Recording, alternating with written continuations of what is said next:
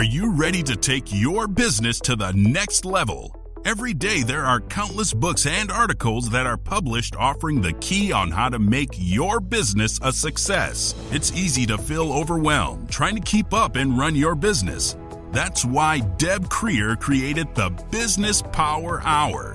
Keep up on the latest trends, best practices, and techniques for how to make your business a success. Let the Business Power Hour do the heavy work for you.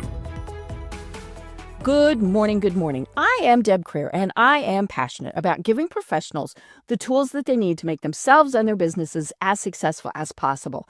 And we're going to be talking with a gentleman today who is an incredible entrepreneur doing something that maybe not a lot of people would think would make him an incredible entrepreneur. And reading his story is just fascinating. So please join me in welcoming Bryan Clayton to our program this morning. Welcome, Bryan. How are you? I'm doing great, Deb. Good to be with you. Thanks for having me on. Great. Well, as folks can tell, you got a bit of a Southern accent. You're just up the road a piece from me. You see, I'm learning all of this in Nashville, but your company operates U.S. wide, which is one of the things that we want to talk about. So let me tell folks a little bit more about you, and then we'll jump into this. So Bryan Clayton started mowing lawns as a teenager with a push mower. 20 years later, he's the CEO of GreenPal, the app that Entrepreneur Magazine calls the Uber for lawn care. Before GreenPal, Bryan built one of Tennessee's largest landscaping companies, growing it to over $10 million a year before selling it. Now he's doing it again, this time with technology. GreenPal connects 300,000 homeowners with reliable lawn pros, handling thousands of jobs every day all over the U.S. Bryan's on a mission to bring AI into one of the oldest industries out there, helping small lawn care businesses use data and automation to compete like the big companies do. From pushing a mower to building a $30 million tech platform, Bryan's story is all about grit, adaptation, and how old school hard work can thrive in a high-tech world. So again, Bryan, welcome. Awesome, Deb. That was a great introduction. I appreciate that. You know, it's always fun when we hear our own bios. We're like, ew, cool. Well, we got a little bit of detail there about how you got to where you are today, but tell us a little bit more about it. Yeah, so like you said earlier, I started mowing grass in high school as a way to make extra cash, and stuck with that little lawn mowing business through high school and through college, and then after I graduated business school, I made a business plan to grow my landscaping business. I didn't really want to be a lawn guy my whole life, but I saw small business ownership as my lane, as a way that I could get ahead, and a way that I could build something that was bigger than just myself. And took about 15 years, but ended up growing that landscaping business to 8 figures a year in revenue, and then it was acquired by a national company that operates nationwide in the United States. And then after that, I took some time off and decided, hey, I'm gonna try to start another company. Maybe I can be a tech entrepreneur. Maybe I can start a tech business. And so the idea for GreenPal, the Uber for lawn care, was one that I kind of had in the back of my head while I was running my lawn care business.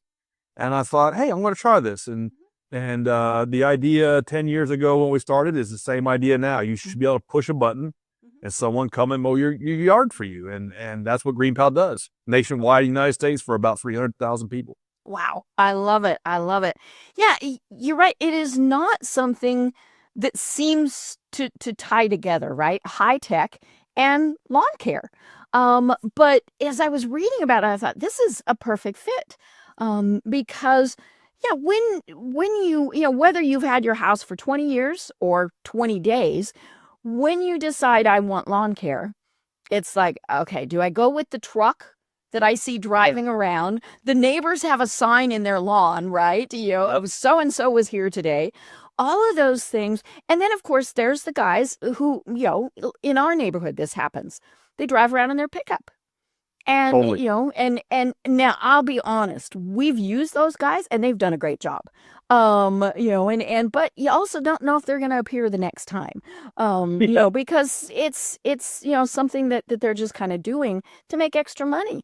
And so you really don't know.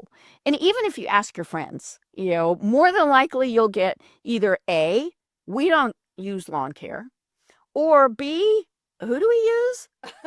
Yeah, totally. Totally. Yeah, you're right. The case of the disappearing lawn guy, it's a very real phenomenon. For some reason that happens in the lawn mowing business, that you hire somebody and they do a good job 1 or 2 times and then they just drop off the face of the earth. Right. That's what GreenPal is built to do, is to solve that problem. Right. Yeah, and nothing against those guys, but they really are, in a lot of cases, doing it to make ends meet, right? The true gig economy, they're just, Totally. and I mean, in many cases, they've got the big equipment, and so they're, somewhat serious about it. Now, I'll be honest, if we had a high school kid in the neighborhood that wanted to do it, that would be who we would hire. But yeah, so walk us through the process of, let's do it both ways. First of all, if you are a landscaping business person, because you function for both sides. Walk us through their process, because it's not just, hey, Bryan, put me on your list. Tell us a little bit more Totally. about that. Yeah, you mentioned something when you were talking about your experience with landscapers, was looking for somebody who's serious about it. I'm looking for somebody who's serious about this business and is serious about doing a good job for their customers and is serious about owning and operating a small business in the landscaping industry. And that's what GreenPal's job is to do, is to find those service providers who are serious about it and to give them a tool set, a platform where they can run their whole business and grow on top of our technology. And so we can promote them and surface them to homeowners who want their services. And then it's our job to figure out the ones that aren't serious about it and demote them in the system, demote them in the marketplace, and even expel them if they aren't serious about how they run their business. And so as a provider, you sign up, and we do basic checks on you to make sure you're actually who you are, and you are who you say you are, and you are a business. Yeah, and you are a real person, and so we vet them in that way. But then from that point forward, they're measured rigorously. Okay. For, do they show up on time for their customers? Are they getting good ratings from their customers? We're all familiar with the 5-star rating system. And then, are they getting booked for second, third, and fourth lawn mowing? Right. Because if they're not, then they're probably not very serious about the lawn mowing business. They're not doing a very good job. And so we measure and score the lawn mowing services nearby you. And so you can make an informed decision with actual data, rather than like you said earlier, I just ask a friend or a family member for a recommendation and then hope for the best. Right. It's our job to take out the hope for the best part, and it's just to order it like you would order food on DoorDash, or order an Uber, or order something on Amazon, to make it as simple and straightforward as that. Right. Well, and what I love about this from the provider's perspective is these, in many cases, are people who themselves are not tech savvy, right? Nothing against that. They just, building a website, marketing themselves, doing all of that is not something that is probably in their skill set. And so you take that away from them and give them a great platform. Yeah, it's kind of like, nobody teaches any of us how to run a small business. I know.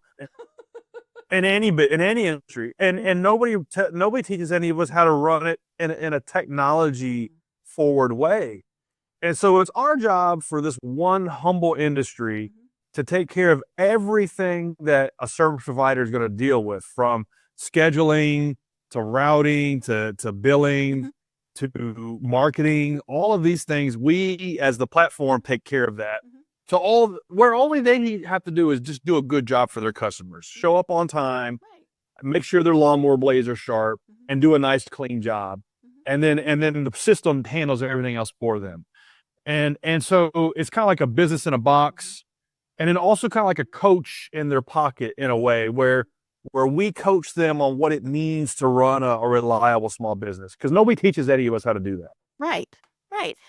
Which is why, in a lot of cases, not just lawn care, the businesses come and go, right? Because something happens. And, and it could be just something as simple as, oops, we forgot that we're supposed to pay taxes, Yeah. or, things like that. And of course, in this industry, insurance is a Totally. big thing that you want people to have. I remember when we lived in Denver, we needed some trees cut down. And, and I did the call around thing, right? Who's going to do it? And Dial for dollars. and it was horrible. It was awful. And happened to see it, one of our neighbors, like we're talking about, they were having trees cut down. So I stopped and I said, hey, I'm over there. Come when you're done. First of all, he did. So that was a bonus point, right? That's a bonus. Yeah. Yes. That's not guaranteed. Yeah. And the next thing he did was hand me his insurance. Okay, nice. And Now we're and I went, somewhere. okay. And then he did kind of go down a notch or two because he said he wanted to talk to my husband. Oh, yeah. We actually did hire him, but the reason I let him get by with that was he was, I think he said Ukrainian. And so it is more of a Maybe there was a cultural difference there. Okay, So I'll set him some slack. yeah, I did. I cut him slack on that, and he and his team did a really great job. But yeah, I mean, he knew exactly. He did what he should have. He arrived. When I said come over when you're done, and I honestly thought never going to see him again because he didn't even have a business card, right? Yeah. I thought, he had the signs on his truck, so it did kind of raise him up a little bit, right? But yeah, when he handed me his insurance, now I wouldn't. He could have printed something off the internet. Good point. That's a good point. But the fact that he even knew that was something that was important, especially in taking down a tree, was something that was important. And I love that your site just handles all that for us. Yeah, it's an accountability layer. And because in this wild world of getting home services done, there is no accountability. Yeah, we've got websites like Yelp and Facebook and Google where if you have a bad experience, you can go share it with the community. But that doesn't really help you with making sure you hire a good contractor. Right. And so there is no accountability layer for pretty much any home service you need to get done. You kind of just hope for the best. But with GreenPal, we really rigorously measure the service providers in your neighborhood to where you can tell who's good and who's not, and then eliminate that bad experience. The thing is like I mentioned earlier, nobody teaches anybody how to run a small business. Right. And the only way they learn, if they ever do, is just through negative interactions with trial and error. Trial and error. And that means, like 100 or 200 people have to get ticked off and get service and get poor service for this small business owner to kind of learn what it means to run a successful business. And so it's our job to prevent those negative interactions and just to make sure it's a win-win for everybody. And it's taken us, we've processed 3 or 4 million transactions over the years. And so it's taken that many transactions to measure what goes into a successful outcome and to prevent the bad outcomes. And we get there by just focusing on this one thing: push a button, get a lawn mowing service. Right. Now, you mentioned that nobody teaches this, and you're right, nobody does. I mean, even if you have a business degree, I have a business degree, that's not what we learn. And I've had guests on before where we've talked about the fact that in high school, kids are not taught this, Nope. And, I was in high school a long time ago, so I might not be remembering right. But I think we did have classes on this is how you open a bank account and but it was probably like a half a day, part of a thing is part of home ec or whatever, right? But, and certainly nobody teaches marketing and customer service and all of those things. And, and that's, I think that, that obviously is where businesses fail. They're really good at what they do, but it's everything else that is the hard thing. Yeah, one of my favorite books about this is The E-Myth by Michael Gerber, and that's what he talks about in that book is the technician the person that delivers the service is not a business owner. And a lot of people are a good technician, but they don't have the first idea about how to own a business. And those are two totally different things. And as a business owner, especially in the early days, you're going to be wearing both hats. Right. And you're going to have to The set bookkeeper, aside and time. you're hiring, all of that. You're all of that. And you got to designate time to be on the business and in the business. And you got to know the difference between the two. But nobody teaches us any of these things. We have to seek this information out. You got to know to read the E-Myth and then these days, there's YouTube University, but half the battle with that is just kind of weeding through the stuff that isn't helpful. And so it is not an easy thing. And a lot of it still is trial and error. And most small business owners never get out of that self-employed box. They stay self-employed. They don't ever transition to becoming a business. So it's important to know the difference between the two and be aware of that. Right. And of course, a big part of that is how you're paid. Totally. Am I, as the homeowner, writing a check or paying, a business, or Bob Smith? Right. And Bob Smith's just putting the money into his checking account. And it's funny, I've had providers before who have told me, hey, you can save X number, but a percentage if you write me the personal check. And I'm thinking, but I'm not sure you're the business owner. Yes, honey. And I'm like, Doesn't give me a warm and fuzzy feeling. Yeah. Yeah. And yeah, they're, and what anybody does with the IRS is their business. I'm not going to get in there. But But let's at least present ourselves in a professional manner. And that was one of the things we noticed with GreenPal was that a lot of small business owners in this industry, in the lawn care industry, came to the starting line with an employee mindset, right, or with a worker mindset, right, and not with a kid with the owner. lawnmower that just kind of evolved. Right. Right. Right. And we have to kind of coach them that you can't bring that mentality to the starting block of running a business. And you would hear excuses of, I can't get to my workload today because my kid is sick and I have to stay at home and take care of my kid. Well, that's a good reason, but your customers really don't care. Your customers expect, yes, your customers expect for you to have redundancy in place and to have backup plans if that kind of thing happens. They expect you to be out in front of that because this isn't a job that you can call in sick on.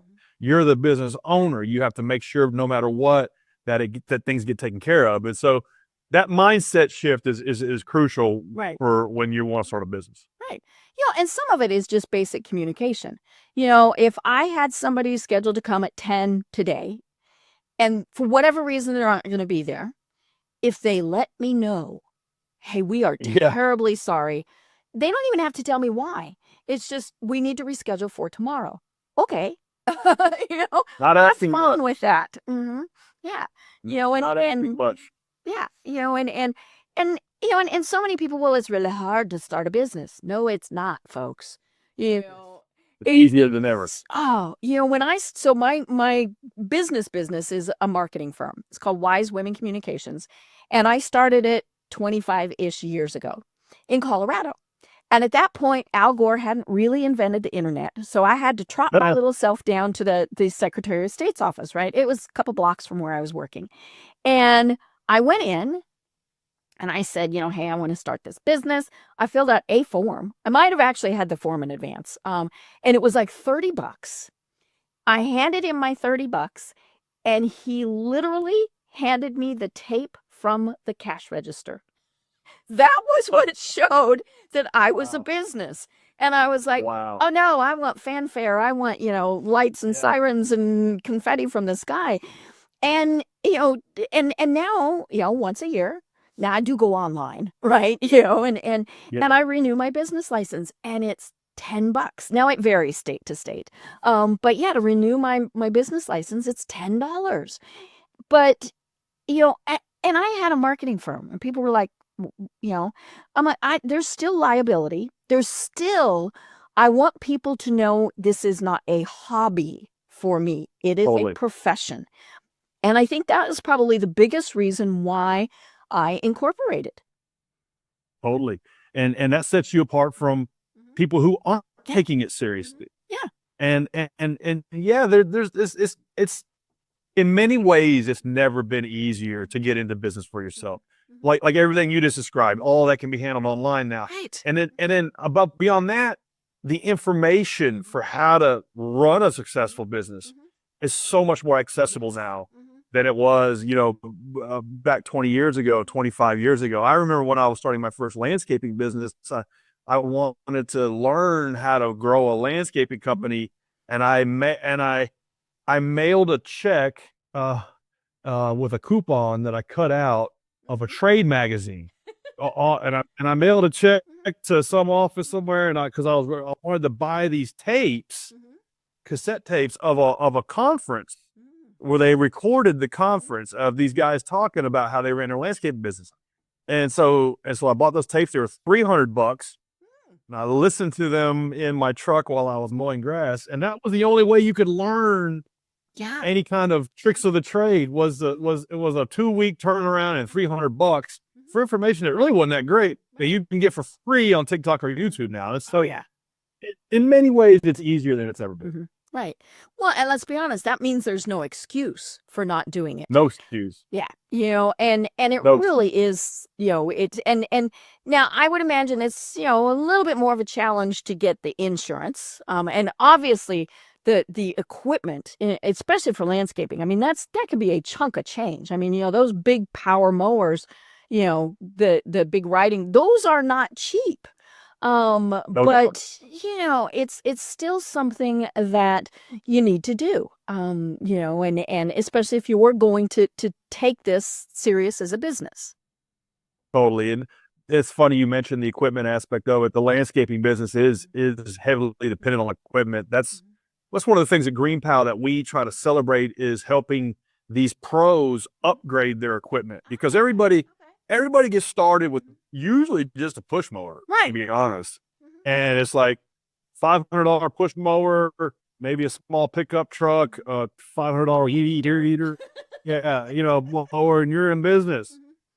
Now you're going to be pushing all day, but you're in business. And so helping that person get from that to their first commercial mower, which can be anywhere from $5,000 to $15,000, is a big milestone that we take pride in, because we drive them new business. Maybe they only have 10 customers, and then now they have 100. Right. And so now they go from pushing all day to riding. And that's something we take pride in, helping improve somebody's livelihood in that way. And then also connecting them with business financing through our financial partner, Stripe, is something that we're proud of. Also helping these guys and gals grow their small businesses. What we're built to do. Right. I love that.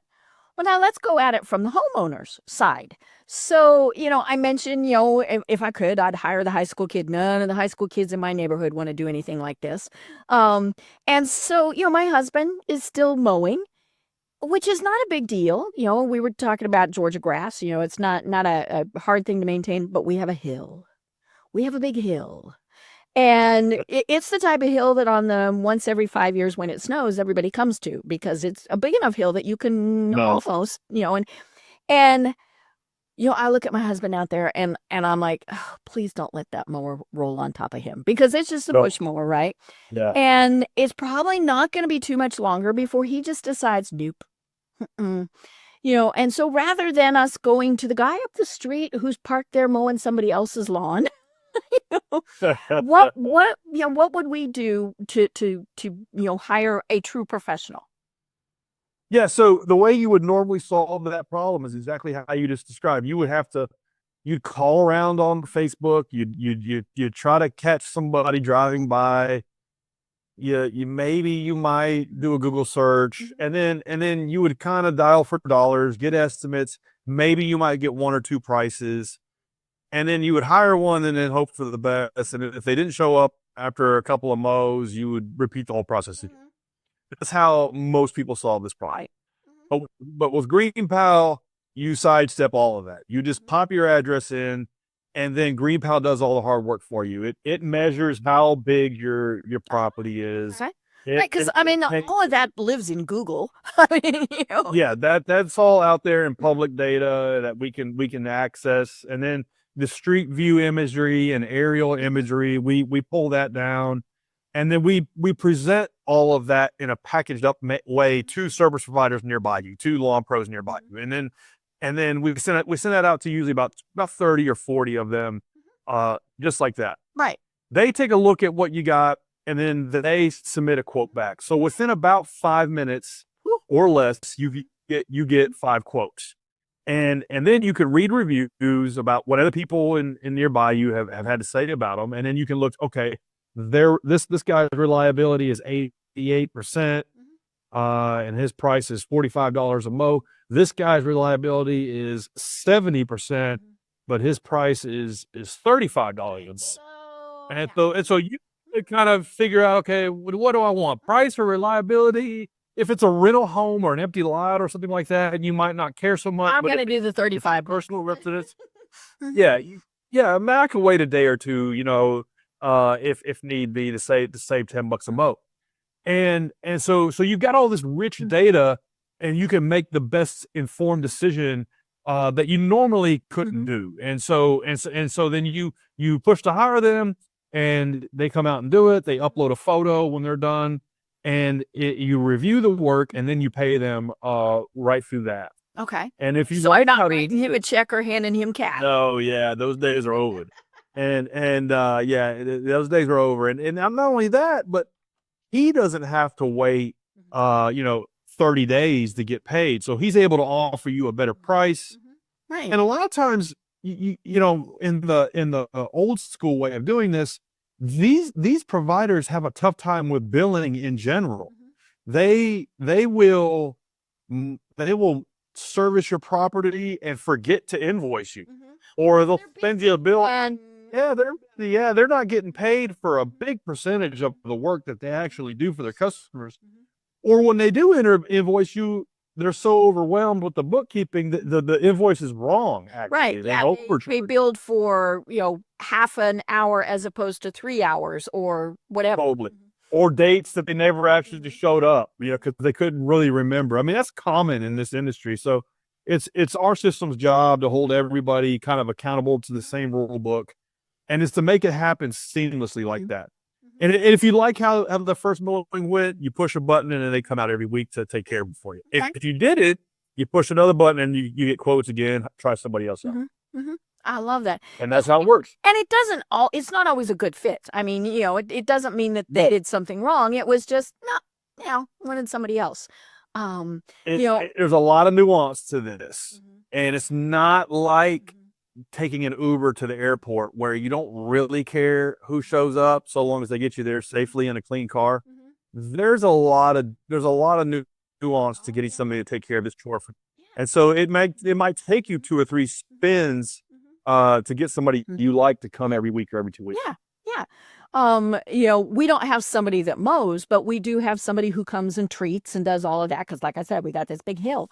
And I actually went out to get the mail when they were here the last time.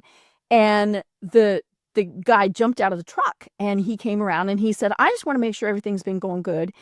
And then he said, I always love seeing your dogs. So he'd been there before, right? All of those things. And, and then I had the opposite happen. When we first moved here, hired this guy, and for a year, he did a really great job. And, but you paid him cash. Now, he had professional trucks and things like that. So he was a little bit up, but yeah, I was still paying him in cash. And it was like, and I'm like, I had to remember when he was coming because I didn't have cash, right? That's a pain. Yeah. But then one day and I don't even know if it was him or one of his guys, got a little carried away with the weed killer. And took out our wildflower garden. And I mean, there was stuff in there that was 3 feet tall. I mean, this was an established wildflower garden, and within hours, I mean, I knew exactly what had happened because stuff started to die. You could Called see it him. wilting. Yeah. Yeah, he came out, he looked, and he said, "Go and find out how much it's going to cost to replace all this." And Nice. He stood I behind. did. Yeah, I did. And then the next time I said, "Well, this is what it's going to cost." And he said, "Oh, that's way too much." He said, there's no way I'm going to pay that." And I said, he said, "I meant, what it would cost to start from seed again." Right? So how much would be, like 4 or 5, and I was hot. I was Yeah, I bet. hot. And I told him, I said, "That's not acceptable. This was several years worth of growth. I would buy established plants, things like that. Now, Yeah. could we have met in the middle?" He ends up throwing cash at me and driving off. Obviously, we didn't hire him again. Yeah. And see, a story like that, it cost him so much more in terms of just repeat business from other people that heard that story, that nobody teaches us the cost of a bad customer interaction. Now, I did not go online and go, right? I was like, no, I'm not going to, Yeah, but I but could have. yeah, totally. Because I would have even had before and after pictures and all sorts of stuff. Mm. But, if he had said, "Oh my gosh, that was far more than I was expecting. Can we meet in the middle?" Yeah. Probably would have said yes. Or if he would have said, "I'll come and plant it," things like that. But yeah, I mean, it's, you're right. We do, nowhere do people, are we taught customer service. And I think part of that is we think, well, we can easily get another customer. Yeah. And Well, maybe that's not necessarily. And the world's changing quickly. We don't know what AI has in store for a lot of industries. So you better treat all of your customers like gold, because, you could wake up in a reality where your phone isn't ringing anymore because people are solving problems in different ways. So yeah, be paranoid about that as a small business owner. Right. And simple things like responding to every single online review, good and Yeah. bad. Table stakes. And for my clients, I tell them, we absolutely positively have to respond to the bad reviews faster than anything. Yeah. And I said, and I've been doing this for a long time. I've never, knock on wood, had somebody go back and post a response when we've posted a response on a bad review. They vented, they got it out of their system, they didn't care. That's right. It's for everybody else who reads it. And I've shared this before. One of the things, my husband and I travel quite a bit, and I'm big on looking online at reviews, right, for hotels.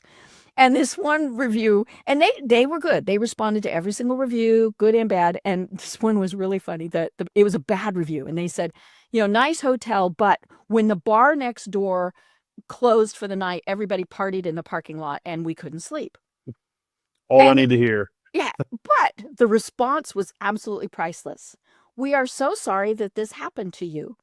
Obviously, it's very cool because I remember it years later. "We're so sorry this happened to you. However, we are completely surrounded by vacant lots. So we think you might have the wrong hotel." Oh, wow. And, and of course, they didn't respond. It would have been nice if they had, right? Yeah. But, and we actually did go there, and they were right. It was just, Wow. I mean, there was no bar anywhere close. But If he had not responded to that, and he didn't. it would have been detrimental. Yeah. Yes, he didn't respond and say, "You idiot." We don't. Yeah, and that's where, and and I get it. If you're the small business owner, I'm a small business owner. You are, and you've been saying really, really busy. Well, that's what you do at night when you're watching TV. Totally. AI can do some really good responses now. Yeah, that's a really good point. Yeah, it's like the machine AI actually can be more empathetic than a human. And I'm not saying copy paste what AI said. That could get you into trouble, especially with Google's algorithms. But take that as a first draft, and then you can go in and customize it in your voice, and then you kind of have a template for kind of how you should respond. Because a lot of times as small business owners, I don't know about you, but for me, for 30 years in business, I am my business. My business is me. So if you're telling me my business sucks, you're basically telling me I suck. Yeah. And so I have been guilty of taking personal offense to that Mhm. when I've had to reframe it to think, okay, this feedback is not happening to me. Mhm. It's happening for me as the business owner. It's making my business better.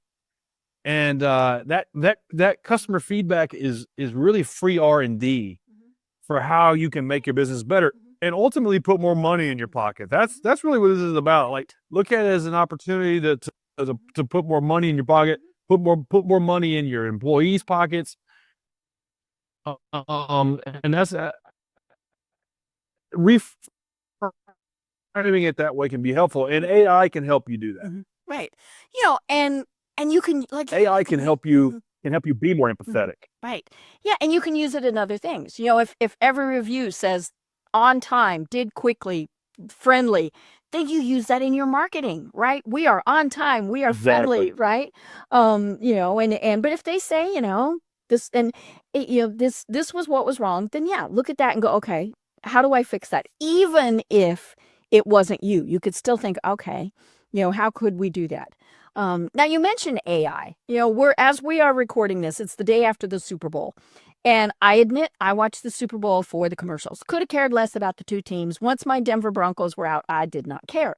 And it seemed like half the commercials, now it wasn't really, but it seemed like half were for AI. So I mentioned in your bio that you're going to start bringing AI in, or you probably already have. So let's talk about that a little bit more. How's AI going to change how you're doing things? Yeah, at GreenPal, it has changed a lot. And the simple fact of it is that with AI, we're able to do things that we weren't able to do before AI.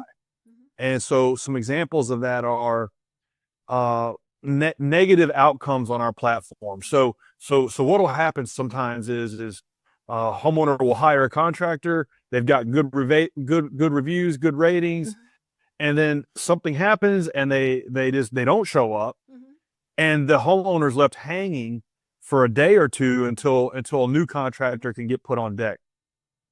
Well, now with AI, we're able to crunch the data and crunch the user behavior patterns to be able to predict when that is going to happen with a certain level of confidence, and then have 2 or 3 other contractors on deck already to where they can get it done in the same day. And so that's something where AI has helped prevent negative experiences. And that is something that we couldn't do before AI. We're a good team, and I've got some really sharp people that work for the company, but we're not Google level or NASA level data scientists. Well, with AI, we can be pretty darn close. And so there are all kinds of new things that we're able to do with AI that we weren't able to do before. And just me personally, as a business owner, operating GreenPal, a lot of times I'm kind of ahead of my skis, and it's my personal abilities that are a bottleneck. And so AI's helped level me up. And one thing I've had to kind of tell myself is stop being lazy and have a conversation with ChatGPT. And I've had to hold myself accountable to not let me be a roadblock or let me be a bottleneck because I don't know how to do something. Well, ChatGPT can be your own teacher, your own coach, your own instructor, your own consultant on whatever matter that is at hand. And it's an expert in everything. It's only getting smarter. And so I am really excited about what the next 2 or 3 years, 5 years looks like for our business, because we're doing more interesting things and we're moving a lot faster than we ever have. Right. I'm redoing one of my websites, and so I'm working with ChatGPT, who's named itself Stan, and it flirts with me. It's very funny. But I'm having it rewrite the website. Now, again, it's just the first draft, and so I go through and I will change things. But, to me, it is just a tool for the people who are getting scared and freaked out. It's just a tool. But, it helps me think through these, because I'll say, okay, this is the current website, and it analyzed that. And I said, here's who I'm trying to reach. Here's what my focus is. And it said, well, you missed that. I thought, oh, Yeah. You- Yeah. and, Yeah. and other things, like I put your website in it today.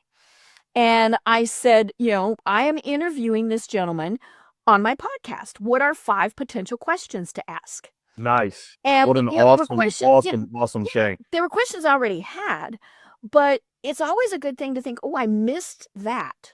Or, like one of the things that, and this was, the first thing it said was about trust, and which to me shows that you really emphasize trust in your website, because it picked that up saying this is something to talk about. Nice. If you didn't have it, see, this is great, right? Feedback that you never even asked for.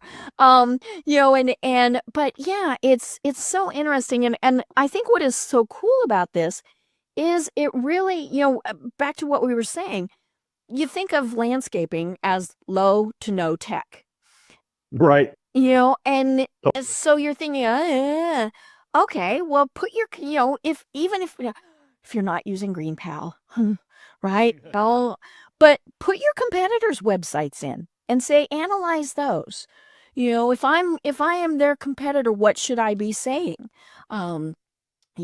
Absolutely. It can be a coach in your pocket for your small business in any industry that you operate in. And you can tell it, hey, listen, my sales are this, I want to get to here. Give me a step-by-step plan on how to get there, and ask me the questions you need to ask me to give me the plan on how to get from here to there.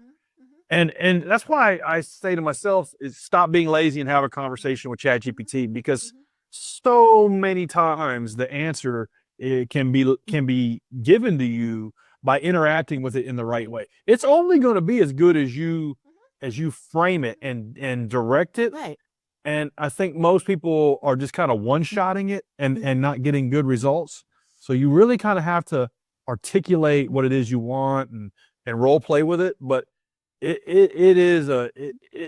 all it wants to do is make you happy, and it is an expert in everything. Oh, and it does want to make you happy. I mean, that's one of the funny things is if anything I put in there that I wrote, oh, this is fabulous. And I'm like, Yeah. It's a little sycophantic at times, but yeah. and of course I use it enough that it knows my writing style. And so I will say, hey, can you do such and such? And it will say, should I add your usual sparkle? Oh, I love it. This is fun. And I now love it. I did do I had it generate the caricature of me, right? That whole thing that's been going around that now Yeah. overexcited about, but Yeah. it made it sparkly. It was way sparkly. I was like, okay, tone the sparkle back. I mean, it was like sparkle, sparkle. I was like, oh dear. But you mentioned the key word, and that's conversation. It's you should be having a conversation with it, just like if you were talking to a person. And say, okay, I've been thinking about this. What do you think about that? All of those various things, because then it's gonna, and now I know people, you can't do this on the desktop yet. I'm sure it's, coming soon, but on the phone apps, you actually can't have a conversation. You can be talking to it. And Absolutely. I've talked to people who they say when they are driving, they're not listening to music, they're not listening to podcasts. Why not? But they're having conversations with usually ChatGPT and just saying, hey, here's what's going on. I'm going to this meeting. What do I need to remember to tell people about? All of those various things. And the same goes for when you wanted to do a task for you and research something for you, or help you think through something, or solve a problem for you. You have to think of it as it's like an employee. So if you had somebody who was on your team going to take something off your plate, you would really take the time to explain to them the context of what it is, why it matters, how we're going to do it. And you really have to think about ChatGPT as the same way. talk to it as if it is a human being, because then it will give you better results. Right. And that is a little scary. I get why people think that's a little bit scary. It is.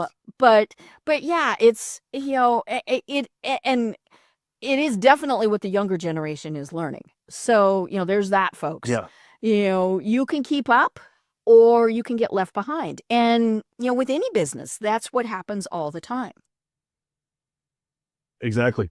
Yeah, totally. And there's no reason for your customers to have a 1995 experience with your business anymore. Like they should be having a 2026 experience where you're using some of these AI tools and there is a little bit of magic happening, and they don't have to go through the manual process of mailing a check or filling out a form or typing something in. Like, this is all happening magically. And because you're using these off the shelf tools to make a frictionless experience for your customers, you got to start thinking that way. Well, and what happens is it's so much faster, and on both ends. I can do things faster on my end, and the provider then can do things faster. Like you were saying, I put in there what my criteria is, whatever it is. Maybe it's that I only want them Sunday morning, and so it's going to immediately weed out those that are not a good fit. Or, Exactly. I'm sure for a lot of them, they would have to have a service area, right? I don't want to talk to somebody and find that they're fabulous and I really want to hire them. And then they say, oh, you're too far away. Yeah. That's one of the first things we had to solve for when we started GreenPal was figuring out these matches and preventing bad matches from occurring, whether it be because of distance or day availability or equipment size or service frequency or you name it. So that's the job of our platform, is to figure out all of these things that go into a good match and produce as many good matches as we can.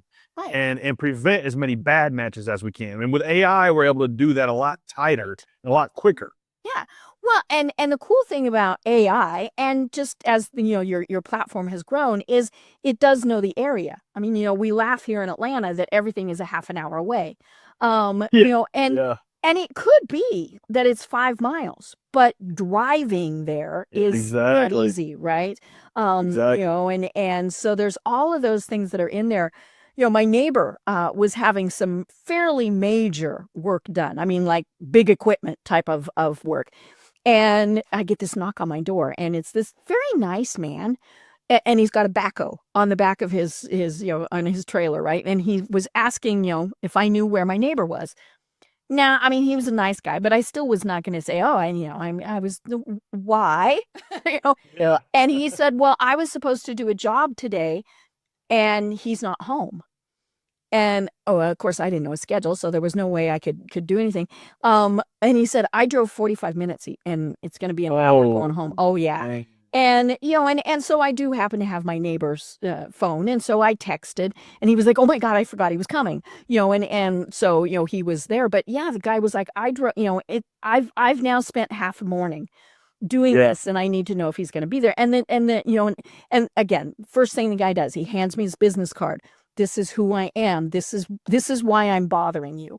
You saved the day on that one, though. Oh yeah, for everybody, right?